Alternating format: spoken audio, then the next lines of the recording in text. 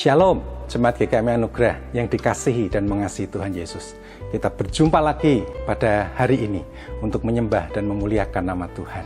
GKMI Anugerah, dekat, bertumbuh, menjadi berkat. Biarlah itu semangat hati kita untuk tetap menjadi berkat di tengah situasi seperti saat ini. Pada hari ini, kita tetap mengikuti ibadah online, sesuai dengan anjuran dari pemerintah untuk menyegah penyebaran virus COVID-19. Tetapi biarlah itu tidak mengurangi hati kita untuk menyembah Tuhan. Biarlah kita tetap punya semangat untuk melayani Tuhan. Kita mempersiapkan hati, kita mempersiapkan diri kita dengan berpakaian yang rapi, dengan mengikuti puji-pujian dan penyembahan. Demikian pula kita fokus ketika kita sedang berdoa atau ketika kita mendengarkan firman Tuhan. Biarlah kemuliaan itu hanya bagi Tuhan. Selamat mengikuti ibadah online pada hari ini. Tuhan memberkati kita semua. Shalom, selamat pagi Bapak Saudara yang kasih dalam Tuhan. Kita bersyukur pagi hari ini, sekalipun kita tidak dapat berjumpa seperti biasanya di tempat ibadah, namun kita tetap bersyukur karena kita dapat melaksanakan ibadah walaupun di rumah kita masing-masing. Kita bersyukur karena kasih Tuhan begitu luar biasa dalam kehidupan kita. Dia Tuhan yang selalu hadir di setiap musim kehidupan kita. Dia tidak pernah membiarkan kita sendiri. Dia selalu ada, selalu bersama-sama dengan kita. Sekalipun kita mengalami kondisi yang mungkin hari-hari ini kita sedang dalam ketakutan, kekhawatiran, tapi kita bersyukur karena kasih Tuhan membuat kita yakin, memiliki pengharapan, iman.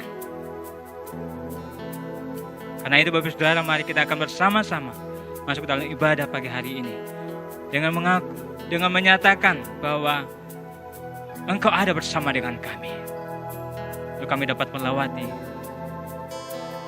semuanya ini.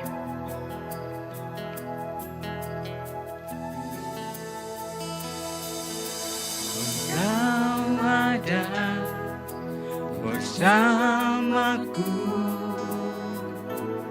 di setiap musim hidupku. Tak pernah kau biarkan ku sendiri.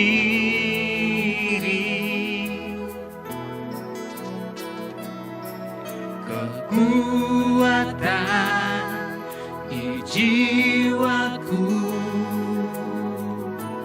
adalah bersamamu. Tak pernah ku ragukan kasih-Mu. Bersamamu Bapa, ku lewati semua perkenananmu yang teguhkan hatiku. Engkau yang bertindak, Engkau yang bertindak, memberi pertolongan, anugerah-Mu besar melimpah bagiku. Engkau ada bersama, Engkau ada bersamaku di setiap musim hidupku. Tak pernah kau biarkan ku sendiri.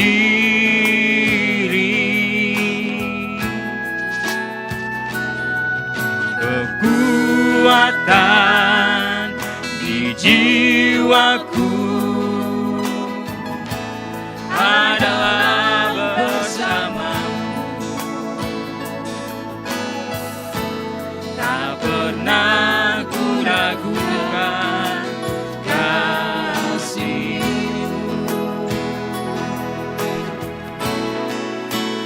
Bersama-Mu Bapa, ku lewati semua perkenanan-Mu yang teguhkan hatiku. Engkau yang bertindak, memberi pertolongan. Anugerah-Mu besar melimpah bagiku.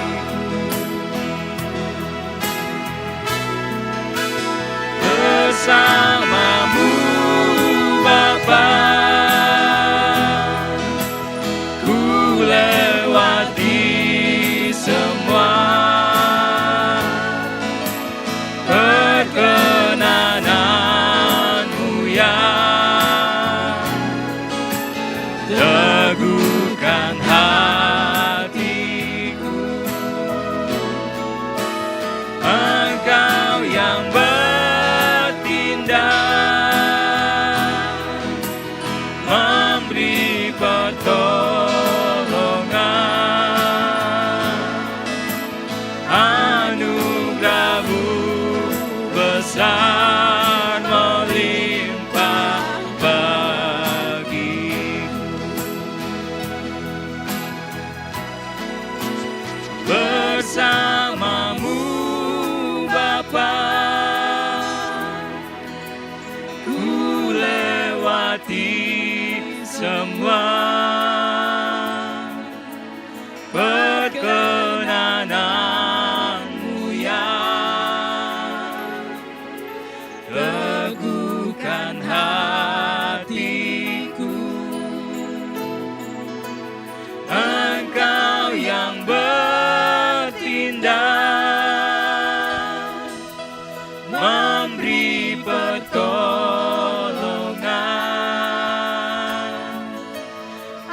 Anugerah-Mu besar melimpah bagiku. Anugerah-Mu besar melimpah bagiku. Anugerah-Mu besar melimpah bagiku.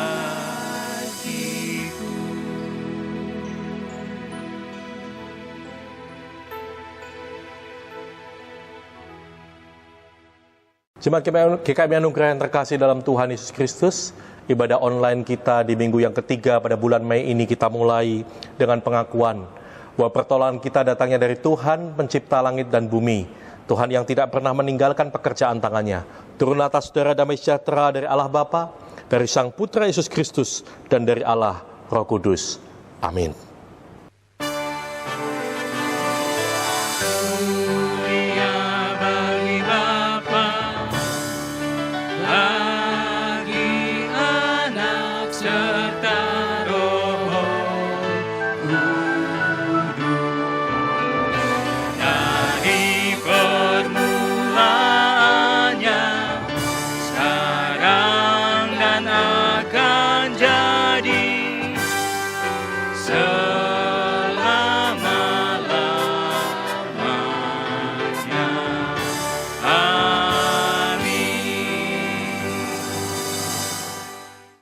Nats firman Tuhan pada pagi hari ini terambil dari Mazmur 33 ayat 11 yang berbunyi demikian.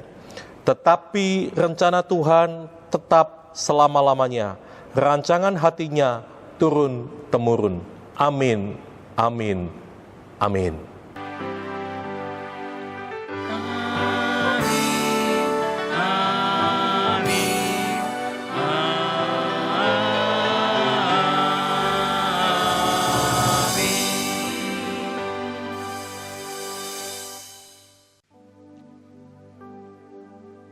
Kita ada pagi hari ini semua karena kasih dan karya Tuhan yang nyata dalam kehidupan kita. Yesus satu-satunya harapan, kekuatan kita. Kita mau datang kepada Tuhan. Kita mau sama-sama katakan, kasih-Mu, karya-Mu.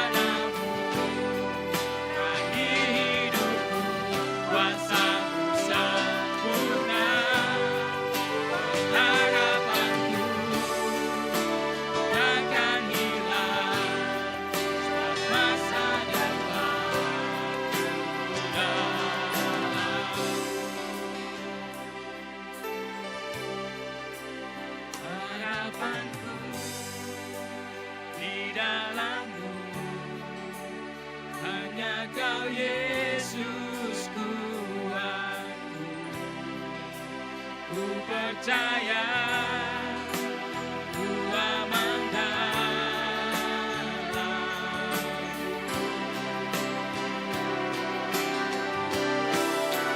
harapanku di dalammu, hanya Kau Yesus kuatku. Ku percaya, ku aman dalammu.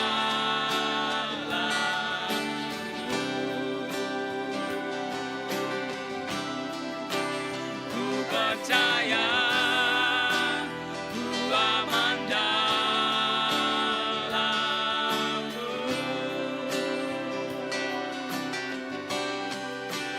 Ku percaya, ku aman dalammu.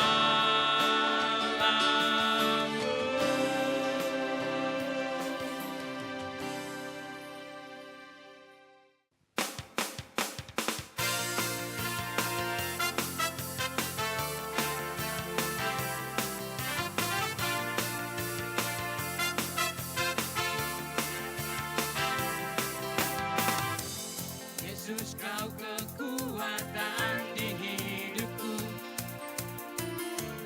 takkan gentar langkahku. Angkat tanganku di saat ku jatuh, Kaulah sumber kuatku. Lembah yang kelam kan ku lewati, solek Engkau sertaku. Dengan imanku ku diselamatkan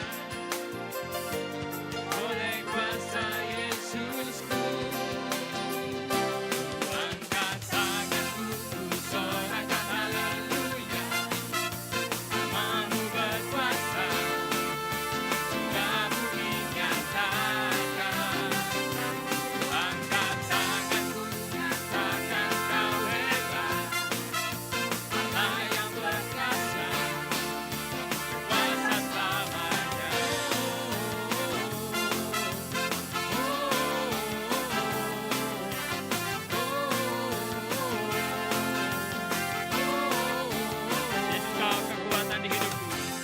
Yesus, Kau kekuatan di hidupku, takkan gentar langkahku. Angkat tanganku di saat ku jatuh, Kaulah sumber kuatku. Lembah yang kelam kan ku lewati, sebab Engkau sertaku. Dengan imanku ku diselamatkan oleh kuasa Yesusku. Ku angkat tanganku, ku sorakan haleluya. Namamu berkuasa, surga bumi nyatakan. Ku angkat tanganku, nyatakan Kau hebat, Allah yang berkuasa, berkuasa selamanya. Ku angkat tanganku, ku sorakan haleluya. Namamu berkuasa, surga bumi nyatakan. Ku angkat tanganku, nyatakan Kau hebat, Allah yang berkuasa, berkuasa selamanya.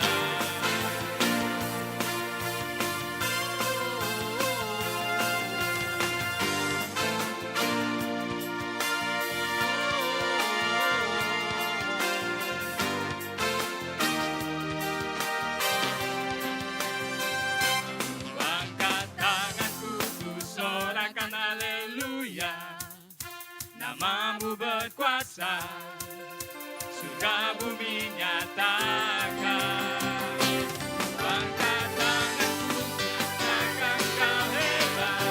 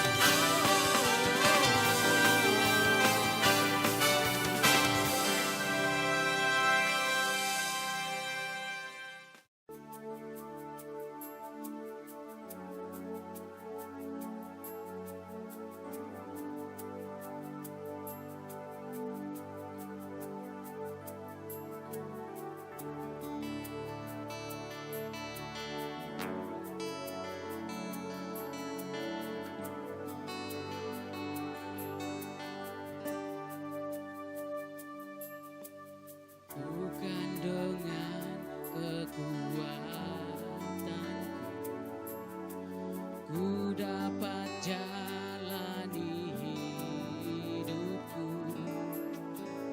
tanpa Tuhan yang di sampingku. Ku tak mampu sendiri,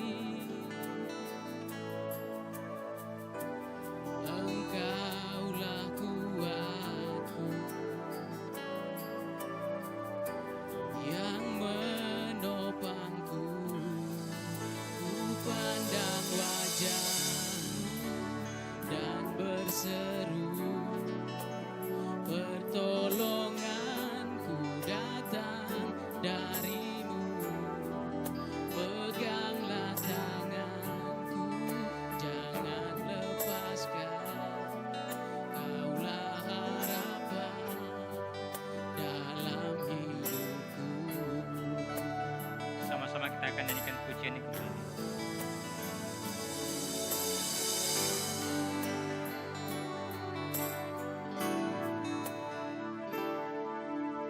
Bukan dengan kekuatanku ku dapat jalani hidupku tanpa Tuhan yang di sampingku. Ku tak mampu sendiri, Engkaulah kuatku yang menopangku. Ku pandang wajah-Mu dan berseru, pertolonganku datang dari-Mu. Peganglah tanganku, jangan lepaskan. Kaulah harapan dalam hidupku.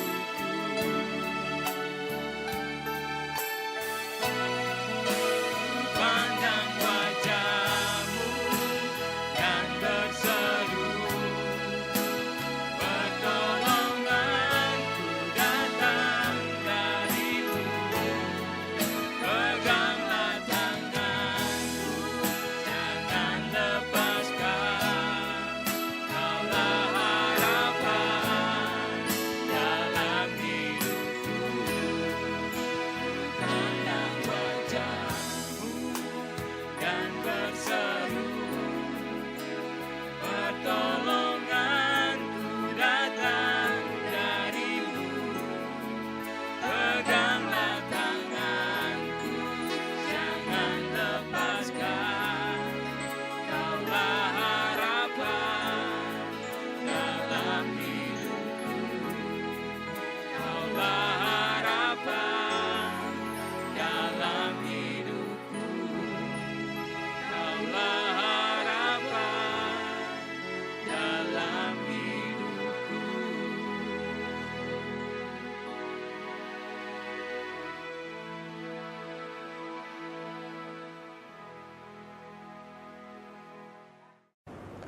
Shalom Bapak Ibu Jemaat KMI Anugerah yang terkasih dalam Tuhan Yesus Kristus. Tanpa terasa sudah hampir 2 bulan kita beribadah secara online. Walaupun kita belum bisa beribadah secara langsung, tetapi kita masih tetap bersyukur karena kita bisa bertemu di dalam ibadah online. Tanpa terasa kita sudah sampai di minggu yang ketiga bulan Mei. Dan pada pagi hari ini kita akan membahas satu tema yang berjudul Cukuplah Anugerahku Bagimu. Mari Bapak Ibu, sebelum kita masuk dalam firman Tuhan, kita akan berdoa terlebih dahulu. Mari kita berdoa. Kami bersyukur Tuhan, di tengah situasi yang masih seperti ini kami boleh berjumpa dan bertemu, mendengar firman Tuhan, memuji Tuhan, memuliakan Tuhan di dalam ibadah online. Kami bersyukur Tuhan tetap Allah yang sama dulu, sekarang, sampai selama-lamanya. Allah yang memberkati kami, Allah yang mengasihi kami, dan Allah yang peduli kepada kami. Kami berdoa Tuhan, kiranya pemberitaan firman Tuhan ini boleh menjadi berkat, baik bagi setiap kami yang mendengar maupun hamba yang menyampaikan. Hamba terbatas, tapi Engkau Allah yang tidak terbatas. Dipermuliakanlah Engkau di atas segalanya. Di dalam nama Tuhan Yesus, semua kita berkata, amin. Bapak, Ibu, dan Saudara sekalian, mari kita buka Alkitab kita di dalam 2 Korintus 12 ayat 9 dan 10. 2 Korintus 12 ayat 9 dan 10. Hanya 2 ayat saja, Saudara. Saya juga mengajak Saudara membaca Alkitab ini bersama-sama dari rumah kita masing-masing. 2 Korintus 12 ayat 9 sampai 10. Mari kita baca bersama-sama, 2, 3. Tetapi jawab Tuhan kepadaku, cukuplah kasih karuniaku bagimu, sebab justru dalam kelemahanlah kuasaku menjadi sempurna. Sebab itu terlebih suka aku bermegah atas kelemahanku, supaya kuasa Kristus turun menaungi aku. Karena itu aku senang dan rela di dalam kelemahan, di dalam siksaan, di dalam kesukaran, di dalam penganiayaan dan kesesakan oleh karena Kristus. Sebab jika aku lemah, maka aku kuat. Bapak, Ibu, dan Saudara yang terkasih dalam Tuhan Yesus Kristus, kebanyakan orang tidak ingin kelemahannya diketahui oleh orang lain. Apalagi jika orang tersebut memiliki kedudukan tinggi dan reputasi yang bagus. Biasanya semakin terkenal, akan semakin keras usaha seseorang untuk menutupi kelemahan dan kekurangannya. Karena jika sampai ada orang yang mengetahui kelemahannya itu bisa dianggap menghancurkan reputasinya.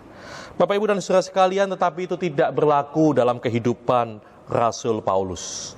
Dalam suratnya kepada jemaat Korintus yang kedua, yang baru saja sebagian kita baca tadi, ia justru mengakui dengan jujur kelemahan yang ada di dalam dirinya. Dengan apa yang ia sebut duri di dalam daging.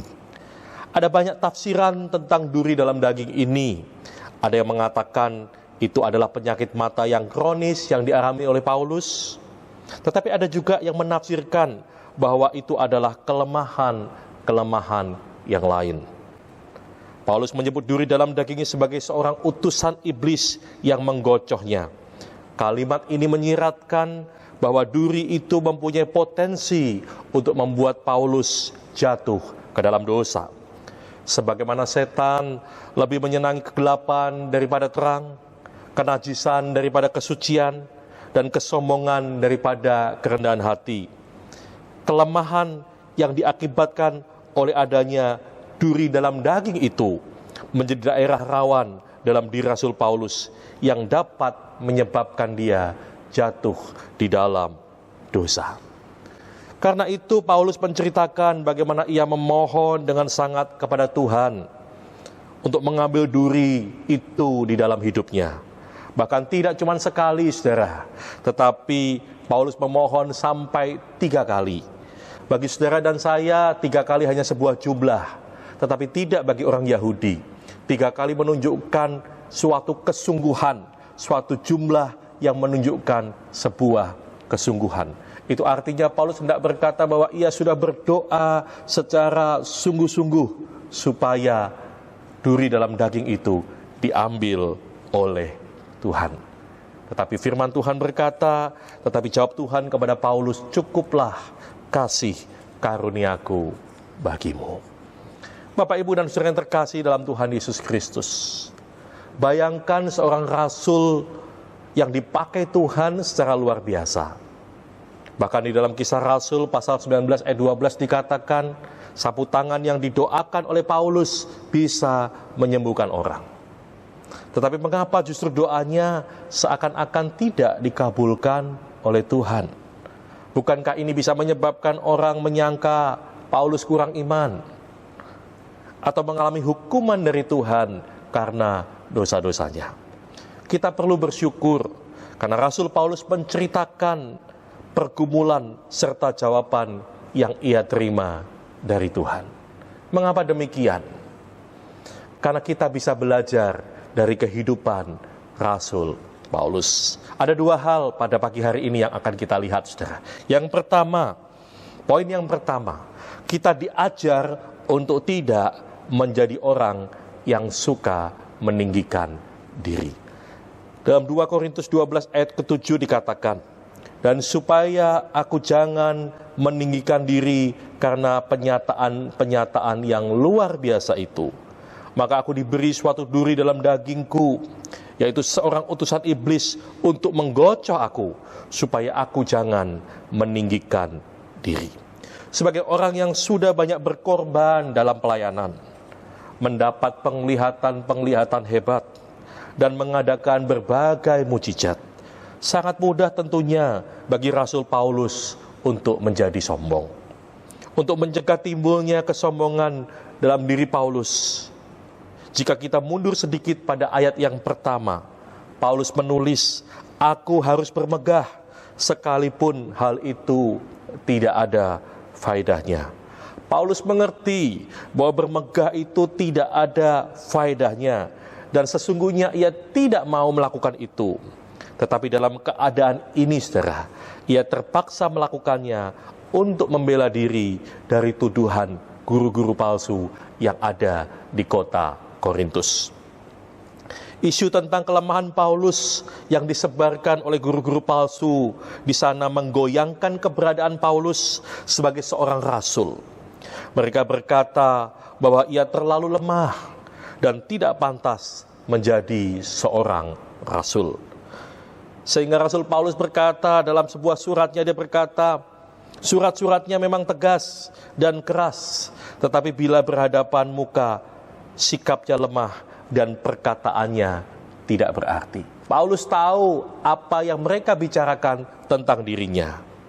Mereka juga berkata bahwa alasan Paulus untuk tidak menerima uang dukungan dari jemaat Korintus adalah karena ia tidak mengasihi jemaat tersebut. Para guru palsu di Korintus menganggap diri mereka lebih pintar berkhotbah, lebih cakap mengajar, lebih mempunyai pengetahuan yang tinggi akan kebenaran dan kepemimpinan yang menonjol, dan banyak hal lainnya. Maksud mereka jelas, yaitu agar jemaat Korintus lebih percaya kepada mereka daripada kepada Paulus, sang perintis gereja Korintus itu. Nah, untuk mengantisipasi hal itu, Bapak, Ibu, dan saudara sekalian, maka pada ayat kedua dan keempat dari 2 Korintus pasal 12 ini, Paulus menceritakan pengalaman rohaninya yang spektakuler, yaitu penglihatan dan penyataan Tuhan yang ia terima kira-kira 14 tahun yang lalu, di mana ia diangkat oleh Tuhan ke tingkat yang ketiga dari surga. Ia mendengar perkataan-perkataan yang tidak terkatakan dan yang tidak boleh diucapkan oleh manusia. Pengalaman ini tidak pernah ia ceritakan kepada siapapun, juga kepada jemaat Korintus yang pernah ia layani selama lebih dari 2 tahun. Ia tidak mau orang menilai dirinya berdasarkan penglihatan-penglihatan rohani spektakuler yang tidak dapat dibuktikan oleh siapapun. Sebaliknya, ia ingin jemaat Korintus menilai dirinya hanya berdasarkan apa yang mereka lihat dan dengar melalui pengajaran dan kehidupannya. Tetapi meskipun demikian, ia terpaksa menceritakan juga. Namun Bapak, Ibu, dan saudara sekalian, bukan atas pengalaman penglihatan yang spektakuler itu Paulus berbangga. Paulus melanjutkan dengan bercerita tentang duri dalam dagingnya setelah ia menceritakan tentang penglihatan yang luar biasa itu. Artinya di satu sisi Paulus memang membela keabsahannya, kerasulannya dari tuduhan-tuduhan yang tidak benar. Tetapi ia tidak mengklaim bahwa dirinya adalah manusia sempurna yang terbebas dari segala kelemahan.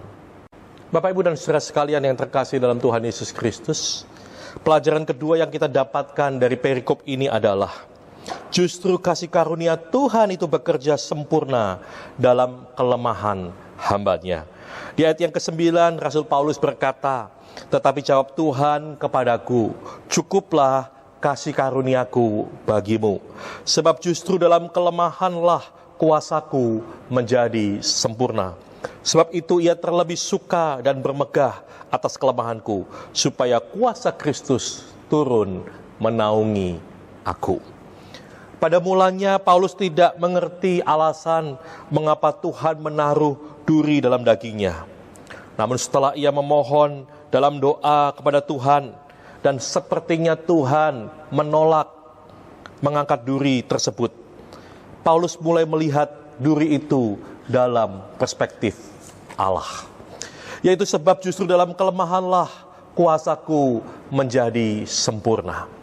Ayat ini mengajarkan kepada kita bahwa kelemahan bisa menjadi alat bagi bekerjanya kuasa Allah dengan sempurna di dalam kehidupan saudara dan saya.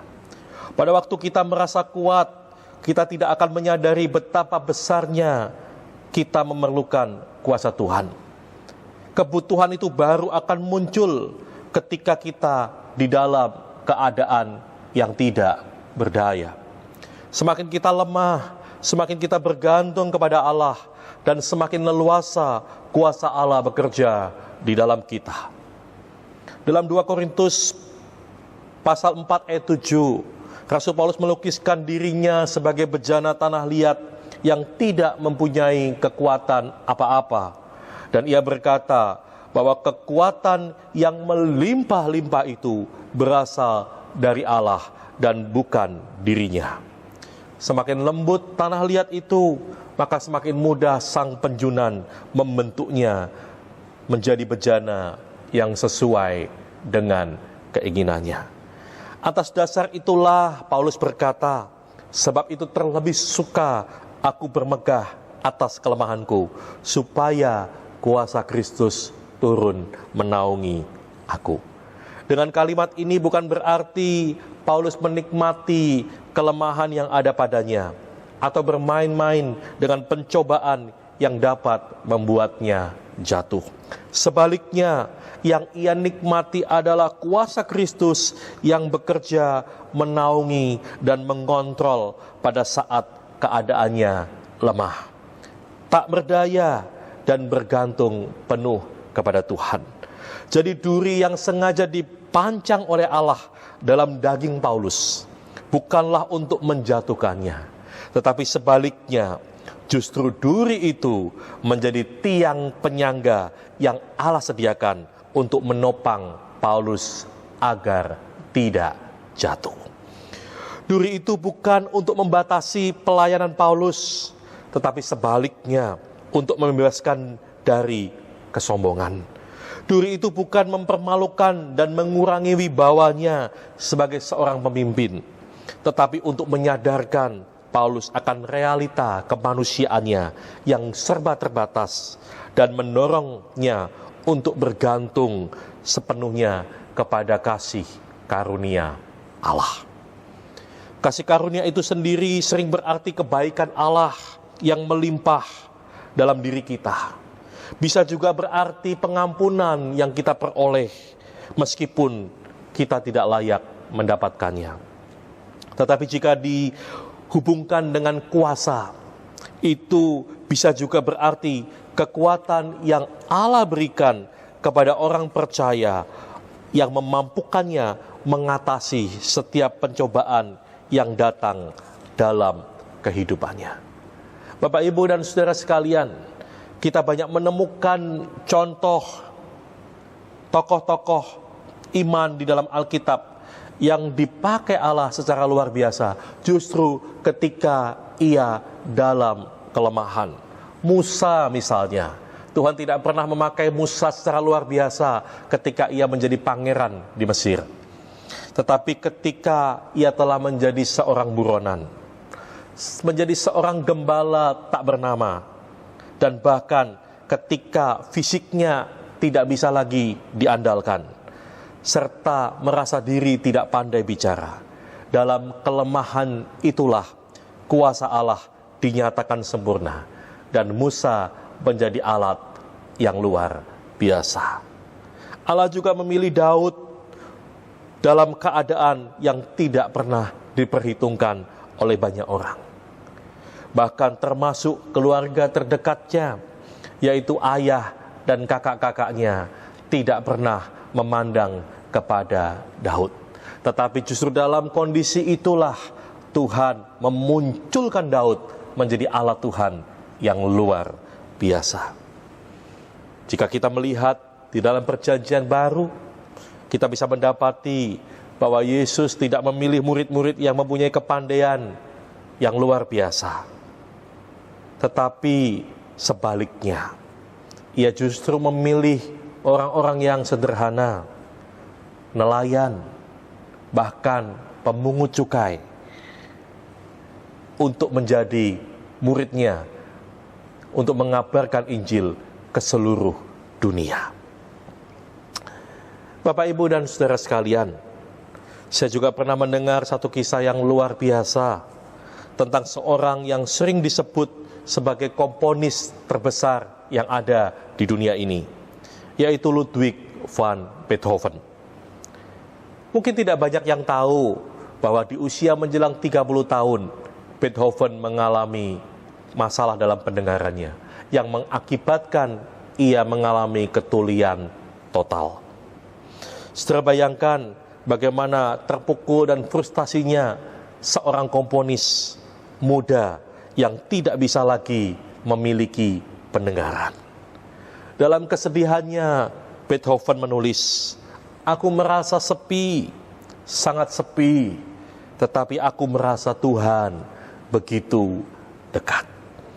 Beethoven memakai waktunya untuk membaca buku renungan, dan salah satu buku kegemarannya berjudul Imitatio Christi yang dikarang oleh Thomas Kempis.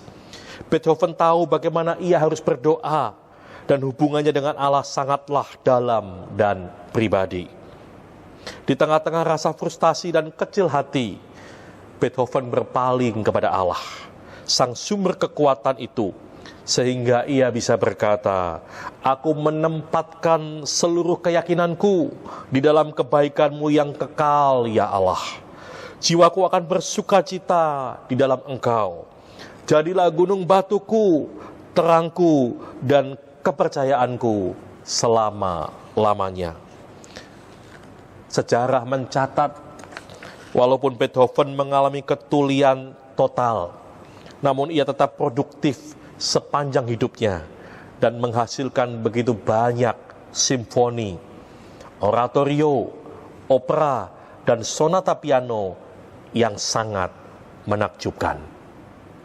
Di akhir khotbah ini saya ingin mengajak kita semua untuk mencoba menghubungkan apa yang dialami oleh Rasul Paulus, Musa, Daud, murid-murid Yesus, bahkan Beethoven di dalam kehidupan Bapak, Ibu, dan saudara sekalian. Kalau kita mau jujur, bukankah kelemahan seringkali membawa kita kepada jalan buntu dan keputusasaan, karena kita berpikir bahwa kelemahan membuat kita tidak berdaya, apalagi jika itu disertai dengan perasaan ketidaklayakan. Namun firman Tuhan saat ini menyaksikan hal yang sebaliknya. Justru di dalam kelemahan-kelemahan yang kita miliki, kita masih dapat menjadi alat Tuhan yang luar biasa. Dengan dasar itulah kita tidak boleh berputus asa, karena di dalam kasih karunia Tuhan selalu terbuka segala kemungkinan. Namun yang perlu kita cermati adalah tidak semua kelemahan akan menjadi tempat bekerjanya kuasa Allah dengan sempurna. Dari pergumulan Paulus kita dapat melihat bahwa kelemahan bisa mendatangkan kekuatan ketika kita jujur terhadap Allah, terhadap diri sendiri, dan terhadap orang lain. Tanggalkanlah semua bentuk perisai yang membuat kita ingin tampak lebih dari keadaan kita yang sebenarnya. Satu hal yang tidak kalah penting yang harus kita ingat adalah mengakui kelemahan bukan berarti kita terlena dalam kelemahan dan menjadikannya sebagai dalih untuk kita mendapat maklum dari orang lain. Sebaliknya, pengakuan itu membawa kita sungguh-sungguh mencari dan bergantung penuh pada sang sumber kekuatan dari atas, yaitu kasih karunia Tuhan. Kasih karunia Tuhan itulah yang akan memberi dukungan, kuasa yang tidak ada habis-habisnya dalam diri kita ketika kita menghadapi kesulitan apapun juga. Sehingga kita bisa berkata seperti Rasul Paulus, sebab itu aku terlebih suka bermegah atas kelemahanku, supaya kuasa Kristus turun menaungi aku. Sebab jika aku lemah, maka aku kuat. Bapak Ibu yang terkasih dalam Tuhan Yesus Kristus, betapa seringnya kita terfokus memandang keterbatasan dan kekurangan kita. Kita mengeluh atas kelemahan, atas apa yang kita tidak punya, dan mengabaikan kelebihan kita. Kita merasa percuma dalam berjuang, sehingga kita mudah menyerah, karena terlalu sibuk memandang keterbatasan kita. Padahal kelemahan kita, ketidaksanggupan kita, keterbatasan kita, kekurangan, bahkan ketidaklengkapan kita secara fisik, sekalipun dapat dipergunakan Tuhan untuk menyatakan kuasa-Nya. Sebagai penutup, marilah kita belajar menyadari semua kelemahan kita. Kita akan terus bertumbuh dalam kekuatan, semangat, dan sukacita jika kita terus membangun hubungan dengan Bapa di surga. Berhentilah berfokus terhadap situasi sulit yang kita alami hari-hari ini dan pada kelemahan kita, tetapi maksimalkan terus apa yang ada pada kita. Tuhan mampu memberkati kita secara luar biasa lewat apapun yang ada pada kita hari-hari ini. Dan Dia sanggup memakai itu untuk menyatakan anugerah-Nya yang besar atas hidup kita. Bapak, Ibu, dan saudara sekalian, sebelum kita berdoa untuk firman Tuhan, mari kita saksikan sebuah kesaksian luar biasa dari seorang saudara kita yang berjuang setiap hari mengatasi kelemahan dalam dirinya. Tetapi Bapak ini berjuang luar biasa, dan kiranya kesaksian yang akan dia sampaikan ini boleh memberkati saudara dan saya. Dan setelah itu kita akan berdoa. Shalom Bapak Ibu Saudara terkasih dalam Tuhan Yesus. Perkenalkan, nama saya Budiono. Saya penderita gagal ginjal. Stadiumnya sudah terminal, artinya ginjalnya sudah rusak. Sebentar saya akan perlihatkan aktivitas yang biasa saya lakukan setiap hari. Jadi dalam satu hari itu saya tuh harus memasukkan obat ini sekitar 2 kilo ke dalam perut saya, dan 4 jam kemudian atau 6 jam kemudian, 4 sampai 6 jam kemudian obat ini akan dibuang keluar. Nah, untuk melakukan itu kita harus memakai masker, tangan harus dicuci. Kebetulan saya udah cuci tangan, dan ini kosong, kantong kosong. Nanti akan kita isi dari hasil pembuangan dari perut. Baik, kita akan mulai. Ini kita buka. Ini yang dari selang perut saya.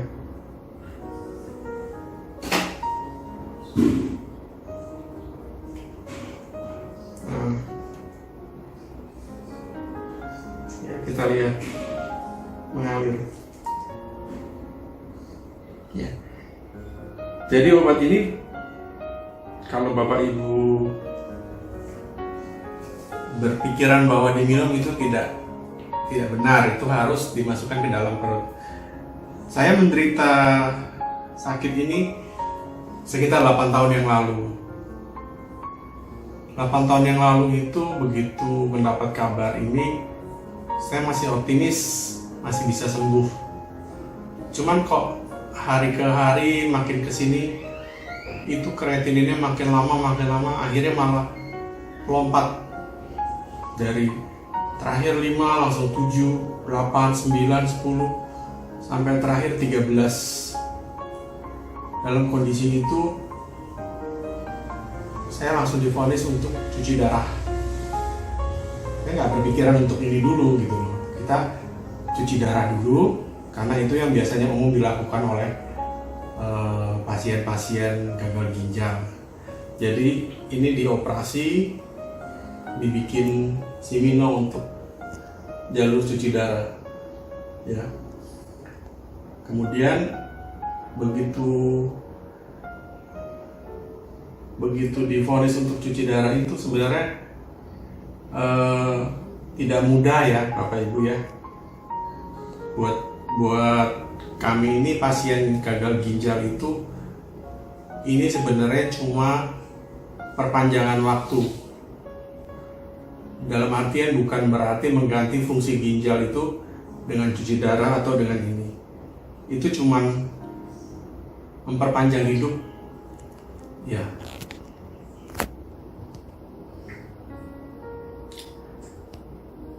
Sampai Tuhan panggil.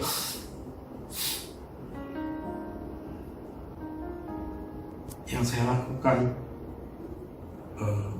begitu akan cuci darah itu, begitu divonis harus cuci darah, ya seakan dunia itu mau runtuh.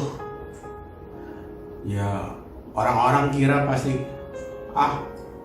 ini Pak Budi, Ko Budi ini hidupnya enak-enak aja, ketawa-ketawa aja di mana-mana, happy-happy aja. Enggak ya Bapak Ibu, kalau divonis itu, ya saya juga nangis.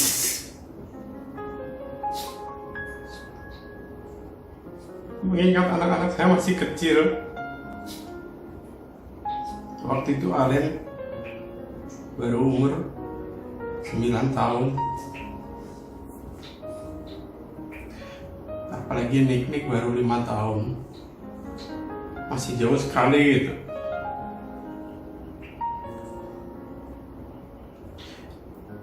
Ya, selama ini saya menjalani ini, ya saya selalu bersyukur atas apa yang kita lakukan, kita jalani hari demi hari. Tuhan tolong saya setiap hari, Tuhan pimpin. Jadi kita harus bersyukur atas apa yang sudah kita terima, seperti ada dalam ayat di Alkitab, tertulis di dalam kitab 1 Tesalonika pasal 5 ayat 16-18 yang bunyinya, bersukacitalah senantiasa, tetaplah berdoa, mengucap syukur dalam segala hal, sebab itulah yang dikehendaki Allah di dalam Kristus Yesus bagimu. Ya Bapak Ibu, ya saya membagikan ini untuk menguatkan kita semua bahwa dalam segala hal, dalam segala kondisi, apalagi dalam keadaan sekarang pandemi corona ini, kita harus menjalani hidup yang serba tidak tentu, tidak pasti, dan belum tentu enak. Tapi kita harus selalu bersyukur apa yang sudah kita peroleh dari Tuhan Yesus. Hari demi hari, detik demi detik kita sudah menerima suatu berkat dari Tuhan. Demikian sharing saya untuk hari ini. Terima kasih atas perhatian dari Bapak, Ibu, dan Saudara sekalian dalam Tuhan Yesus. Terima kasih. Tuhan memberkati. Bapak, Ibu, dan Saudara sekalian, kita sudah mendengar firman Tuhan dan kita juga sudah diberkati oleh kesaksian yang baru saja disampaikan. Mari tiba saatnya kita juga bisa menjadi berkat bagi orang lain dengan berdoa syafaat. Mari Bapak, Ibu, dan Saudara sekalian, kita sama-sama tundukkan kepala, kita masuk di dalam doa syafaat. Tuhan, kami bersyukur untuk pagi hari ini. Kami bersyukur untuk firman Tuhan yang sudah disampaikan, dan kiranya firman Tuhan ini boleh merubah paradigma berpikir kami yang selama ini selalu terfokus pada kelemahan, kekurangan, dan keterbatasan kami. Tetapi biarlah pagi hari ini Tuhan kami diingatkan bahwa Tuhan bisa memakai segala kelemahan, kekurangan dan keterbatasan kami untuk menjadi alat Tuhan yang mulia bagi kemuliaan-Mu. Dan biarlah Tuhan Engkau memakai setiap kami untuk menjadi alat bagi kemuliaan-Mu. Kami juga bersyukur untuk kesaksian yang disampaikan, dan kiranya kesaksian itu juga meneguhkan iman kami bahwa di dalam kelemahan kami tetap bisa bersandar kepada Tuhan kami, Yesus Kristus. Tuhan, dan saatnya kami akan berdoa bagi saudara-saudara kami yang mungkin dalam keadaan lemah tubuh. Kami berdoa bagi mereka yang mungkin dalam keadaan usia yang lanjut. Kami juga berdoa bagi mereka yang mungkin saat-saat ini sedang menghadapi kesulitan-kesulitan finansial dan ekonomi karena COVID-19 ini, Tuhan. Kami berdoa bahwa kiranya Tuhan sendiri yang terus menyatakan diri-Mu kepada mereka, bahwa di tengah kelemahan, di tengah kesulitan yang ada, Tuhan adalah Tuhan yang bekerja secara luar biasa. Tuhan adalah Tuhan yang mampu membawa kami keluar dari setiap kesulitan dan masalah. Tapi biarlah Tuhan, ketika kami berada dalam kesulitan dan masalah ini, kami tetap bisa bersyukur kepada Tuhan, karena Engkau tidak pernah melepaskan pegangan tangan-Mu dari tangan kami. Kami percaya Tuhan, semua kami bisa melewati situasi sulit ini dengan penyertaan dan anugerah dari Tuhan Yesus Kristus. Kami juga berdoa bagi situasi Indonesia, khususnya kami berdoa bagi setiap umat-Mu yang saat ini tidak bisa beribadah secara langsung. Kami berdoa Tuhan untuk setiap ibadah-ibadah online, untuk setiap firman Tuhan yang disampaikan secara online, untuk pertemuan-pertemuan online. Tuhan, kami berdoa biar kiranya Tuhan ini semua Tuhan pakai untuk kami bisa terus memuliakan Tuhan, bisa pakai untuk kami bisa mengalami persekutuan dengan Tuhan dan sesama. Kami percaya Tuhan Engkau bisa menggunakan teknologi ini untuk membuat kami menjadi orang yang tetap kuat di dalam situasi ini. Kami juga berdoa untuk Indonesia, biar Tuhan kiranya menyertai bangsa ini. Kami berdoa untuk pemimpinnya, dari Pak Presiden sampai aparat-aparat yang ada di bawahnya. Tuhan, kami berdoa baik yang ada di pusat maupun yang ada di daerah, kiranya beri hikmat-Mu ada atas mereka, sehingga mereka bisa membawa bangsa ini keluar dari situasi krisis yang ada. Kami tak percaya Tuhan bahwa Indonesia ada di tangan Tuhan, dan Engkau membawa kemana Engkau mau seperti batang-batang air. Kami percaya Tuhan bahwa Indonesia tetap ada di dalam tangan penyertaan Tuhan kami, Yesus Kristus. Dan Engkau juga terus menyertai setiap kami Tuhan, jemaat-Mu kami anugerah, dan kami percaya penyertaan Tuhan ada atas setiap kami. Di dalam nama Tuhan Yesus, semua kita berkata, amin. Kita mau mengakhiri ibadah kita pada pagi hari ini. Kita mau menjalani kehidupan kita sepanjang minggu yang akan datang, dengan akan tetap terus mengingat kepada Yesus, karena Dia Tuhan, Dia Juru Selamat kita yang menyertai kehidupan kita. Ingat akan nama-Nya.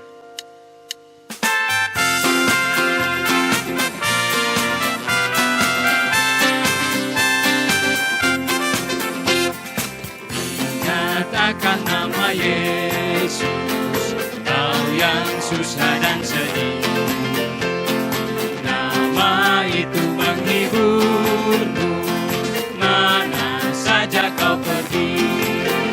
Indahlah namanya, pengharapan dunia. Indahlah namanya, surga surga yang bakal.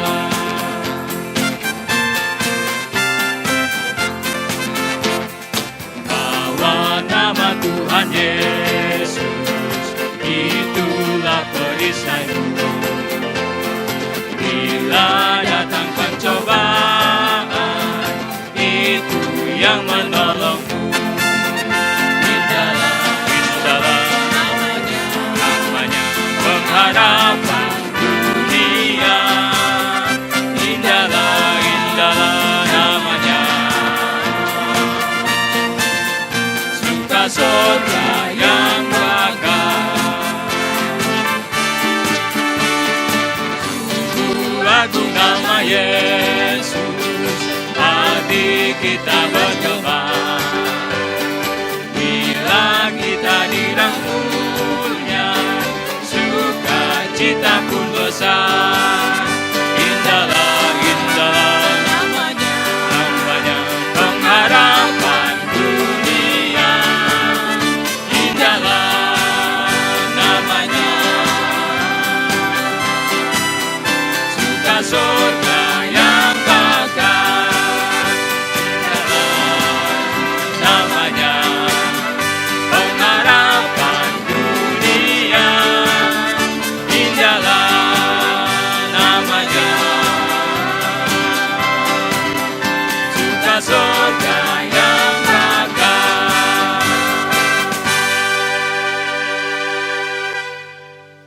Bapak, Ibu, dan saudara sekalian, jemaat GKI Anugerah yang terkasih dalam Tuhan Yesus Kristus, marilah kita mengakhiri ibadah ini, dan kita percaya bahwa berkat Tuhan ada atas setiap saudara. Mari arahkan hatimu kepada Tuhan, dan terimalah berkat-Nya. Tuhan memberkati engkau dan melindungi engkau. Tuhan menyinari engkau dengan wajah-Nya dan memberi engkau kasih karunia. Tuhan menghadapkan wajah-Nya kepadamu dan memberi engkau damai sejahtera. Semua kita berkata, amin.